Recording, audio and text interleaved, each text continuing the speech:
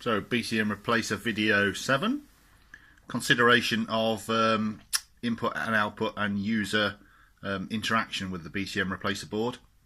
Unfortunately, with it stuck in the back there with dip switch settings, etc., you're not going to know what's going on. So we've been looking at that for the commercial version, and I think what we're going to do is we're going to add 5 buttons, 5 discrete buttons, and a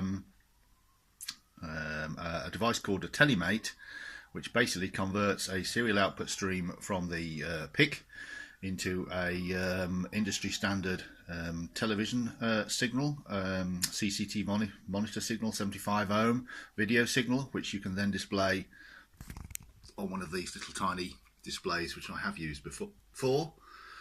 These just sit on the dash. These are 10 a penny from eBay. Well, about $10 basically, and that gives you a nice neat display in a nice little box. And what will accompany this will be a little purpose-made board in a little box with 5 discrete buttons on, rather than the lovely OBDCC 5-way button, which you don't like. So you will have to put a wire from the front to the back, but the pinouts or the connections into the BCM Replacer will be via the existing harness. We'll just add extra pins to the harness because there's lots of spare slots in the sockets on the BCM, and this will give you real-time data from the BCM Replacer.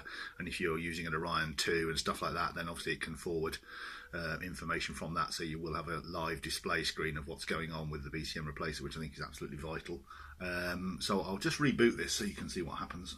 I'm just reprogramming it. It's the easiest way to reboot it. Sorry if my hand's not very steady. So first of all, we get a diagnostic screen for the telemate, then we get the header flash screen, and then it starts outputting. This is the data that's actually being sent to the MCM. There are some glitches in this, but obviously this is only the first time I've actually tried this. This telemate device is this little tiny thing here. It's on the internet. Basically, as I say, it converts the TTL serial data at 57K output, which is reasonably fast, into a stream for the CCTV monitor. So those of you with double DIN sockets with reversing camera capability and screens, etc., this should the output from this little board should basically plug straight into your camera, so you may well be able to use your existing double DIN screen, but if not, you just need one of these. They just look like this. There's another one I've got here. As you see, there's nothing to those really. It's got to come with a sticky pad. I've used this before, you'll remember this from my old BMS, but they do work very well, and we can incorporate the circuitry and schematic, and the firmware for this is available online.